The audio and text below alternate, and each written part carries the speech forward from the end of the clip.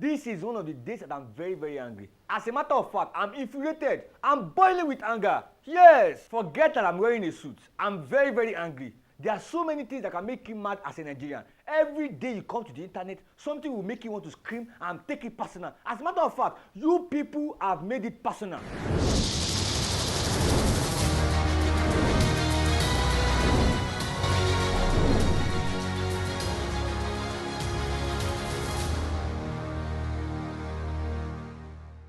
Can you imagine? No. Can you just imagine?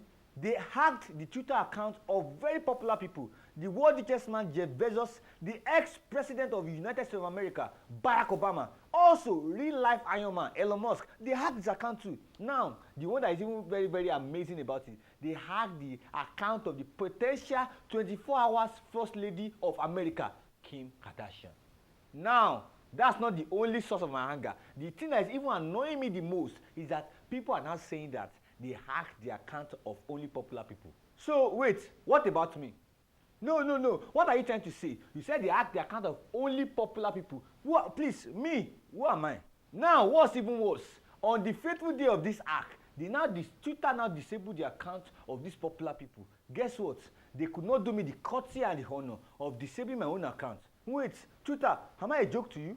On a fateful day last week, different accounts of popular people across the world at the same time tweeted that people should send them BTC, and in 30 minutes or less, they would double the Bitcoin for them. Now, imagine someone that has turned on his post notification, and at the same time, he's seen Jeff Bezos, the world richest man in the world, now writing, send me your BTC to this wallet now, and I will double it for you. And as you are still saying that, can this be true? Can this be true? Barack Obama, symbol of hope, now tweet again that send me your BTC to this account and I will double it for you. You're saying, can Barack Obama and Jeff Bezos be in the same party and they are smoking weed together? And as you are still contemplating, Kim Kardashian to now comes out, send your BTC to this same wallet, I will double it for you. As if that's not enough. Elon Musk, Tesla, CEO Tesla Motors, now tweet the same thing. You just feel that maybe all the people are in their very, very good mood and they want to give back to the less privileged. And lo and behold, it was even bigger and deeper than Money Heist. Now, about this particular hack on Twitter that has cost people millions of their money, millions of dollars in few minutes and less than an hour, and even may say 1 hour and more. Now, two things have been amazing to me. First, the coordination and planning of this hack. Even if they find out the people, which I hope they do, and they can recover some of the money back to the people that own them rightfully, I still have to say kudos, and I'm wowed by the coordination, timing, and the hack. And I don't even know if it is the result of the hack or the hack itself. How can you hack all the reputable people on Twitter that have all this, that when they tell everybody should strip naked across the world, people will be tearing their clothes and be going naked. Now they didn't even do that. They now told them to send money, Bitcoin, that you cannot trace easily to them. Second, the thing that is blowing my mind and giving me goosebumps on this issue is I will not want to be hush puppy at this time, because I have a feeling that wherever hush puppy is right now, he's in FBI custody and they're already asking him, do you know who did this? Do you have any ties with anybody that does Bitcoin scamming? As a matter of fact, please tell us if you guys have a party, maybe Money Heist costume party, that you guys come and discuss the idea of how to hack people or how to cheat people or scam people and get money from them.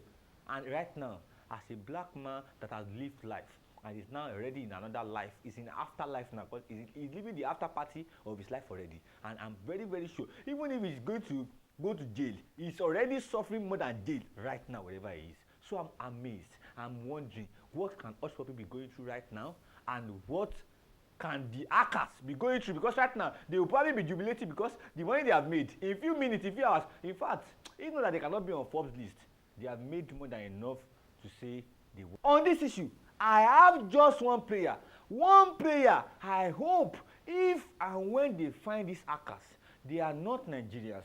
I hope they are not Nigerians, because if they find out that they are Nigerians, my people, even Somalia and Afghanistan, they will not give us visa.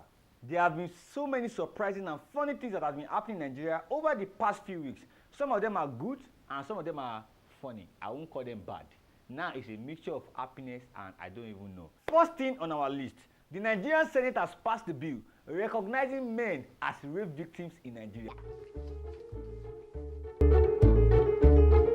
You can't understand. You cannot understand. Yes, I will give you a background check on why you can't understand. Now, first, the Nigerian Criminal Code. Nigeria is governed by Criminal Code for the South and Penal Code for the North. Section 357 and 358 of the Criminal Code cover rape as a discourse and a crime in Nigeria. And Section 282 of the Penal Code cover rape as a discourse in the northern part of Nigeria. And logically, by those definitions, it actually means that a man is supposed to be a potential rapist. A man will commit a crime of rape when he has unlawful carnal knowledge or intercourse with a woman, either by intimidation, threat, etc. and so on. Let me not even bother you with law. Now, the second thing why this thing makes it hard for men in Nigeria to be perceived as rape victims is very simple. How do you explain that a woman raped you in Nigeria? How? No, think about it. So that before intercourse can happen, even when it is consensual, the man has to be, he has to be upright, and you understand. How do you explain that you are not interested, but you are upright and you understand? Let me even say it. How will you explain that you are not interested and you are erect? And so many things. The society in Nigeria believes a woman should not be able to overpower a man, and they have forgotten that it's not just by overpowering people that you can rape them. Just by the meaning of the fact that you guys were actually in the middle of you are on the course of a journey. And in the middle of the journey, you feel you are no longer interested to continue and proceed on that journey. But the other party says, no, we will reach destination. That's rape. What this simply means is that men can be prosecuted as rapists in Nigeria, and women will be seen as victims of this wicked act. And also, women can be prosecuted as rapists, and men will be seen as victims of wicked acts. My only fear is people should not misuse it, so that you and your girlfriend will not have problem now. You come and start shouting, she raped me, she actually took me and she put me inside. Oh, don't do that. A very, very painful and terrible and saddening news that happened last week. Nigeria and the world at large lost a very, very, very enterprising and industrious personality, Fahim Saleh, the CEO of Gokada. The details of his death are so gruesome, brutal, and heartbreaking. In fact, heart-wrenching, so painful. His body was discovered on the early hours of the next day after his death by his sister that went to check up on him and felt she has not heard from him in a while. Like, this is very strange, in a day or two, and she went to check up on him. Now, when the news of his death broke out, different conspiracy theories, different FBI in camouflage, in the making, in embryo, came online. They said different sort of things. Some people said that he's a gangster-related murder.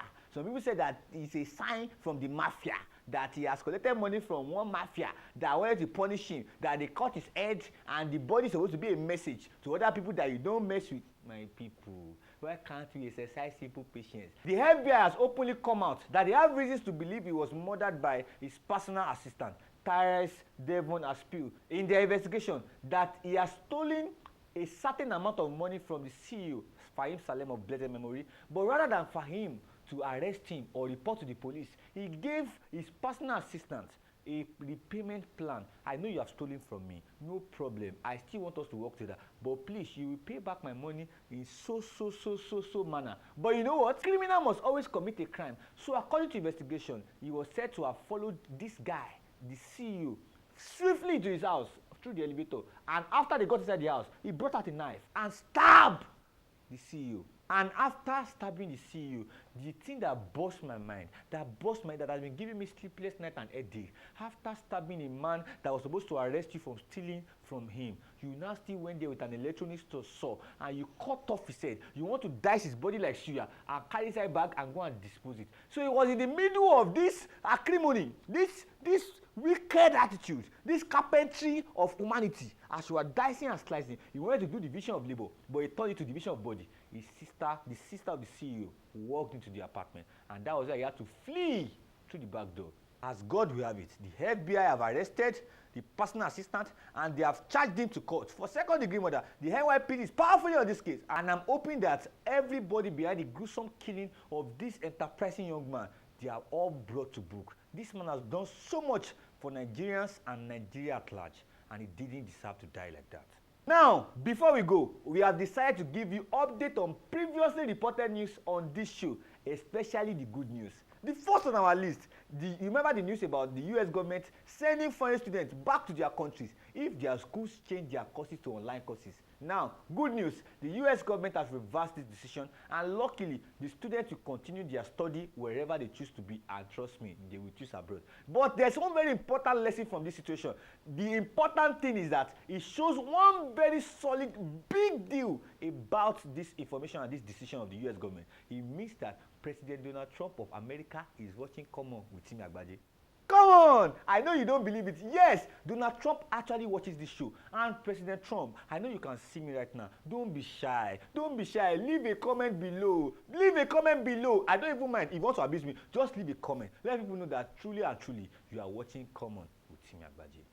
Ibrahim Magu, the EFCC boss that has been held in police custody over investigation on fraudulent activity. If you watch our last episode, you can get a recap of all of that. He has been released from police detention. However, his case is still very much complicated. Baba at the top, Uncle Bubu, President Buhari has fired a couple of EFCC top officials. Wherever this EFCC Magu versus corruption and entanglement of corruption will lead, we stay tuned. And finally, before we go, Come On with Thetimiagbaje, we are adding a new sauce and juice to our recipe. We will be bringing you snippets, touches of love and sarcasm on the new Big Brother Naija Season 5 episode. And trust me, we're about to switch it up. Stay glued. And as you already know, this is Come On with Thetimiagbaje. Don't forget to subscribe, share, like, and please tell people about our channel, tell people about our shows, and don't forget to turn on your post notifications. We are expanding it, we are making it bigger. We will never fail you.